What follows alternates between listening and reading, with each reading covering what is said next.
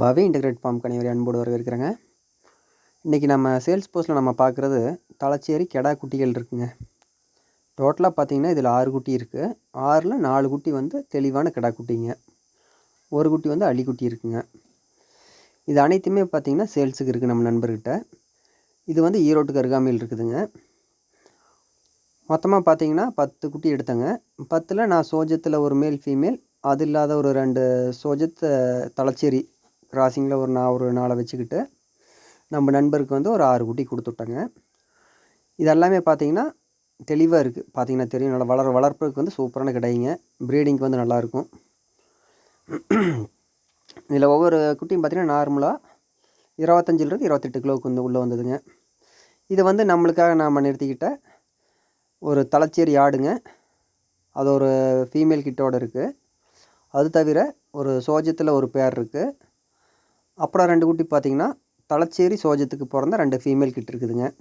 அது ரெண்டும் பார்த்திங்கன்னா ஒரு 13 கிலோலேருந்து ஒரு 17 கிலோ சைஸ்க்கு, ஒன்று 13 கிலோவும் ஒன்று 18 கிலோ சைஸ்லேயும் இருந்ததுங்க. ஆனால் ரெண்டுமே நல்ல தரமாக இருக்குது.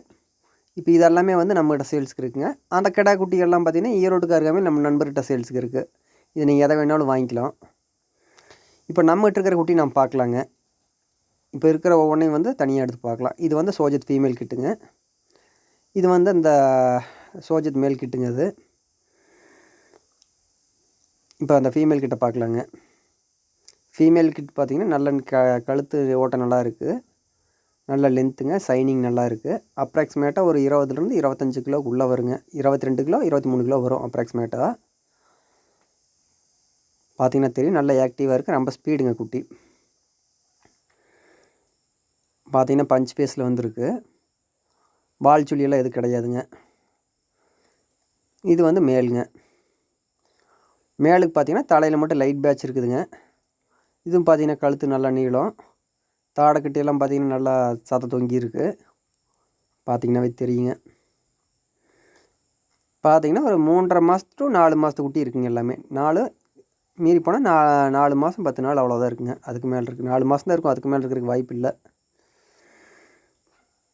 குட்டி. இதுவும் பார்த்திங்கன்னா 20லேருந்து ஒரு 23 கிலோவுக்குள்ளே வருங்க. இந்த 2 குட்டியும் பார்த்திங்கன்னா தலச்சேரி சோஜித் கிராஸில் பிறந்த மூட்டு குட்டிங்க. அந்த 2 பக்கத்தில் இருக்கிற 2ம் அந்த பாருங்க பின்னாடி இருக்குல்ல அதுவும். இப்போ நம்ம ஆட்டை பார்க்கலாங்க. ஆடு பார்த்திங்கன்னா பியூர் தலச்சேரிங்க, 6 பல்.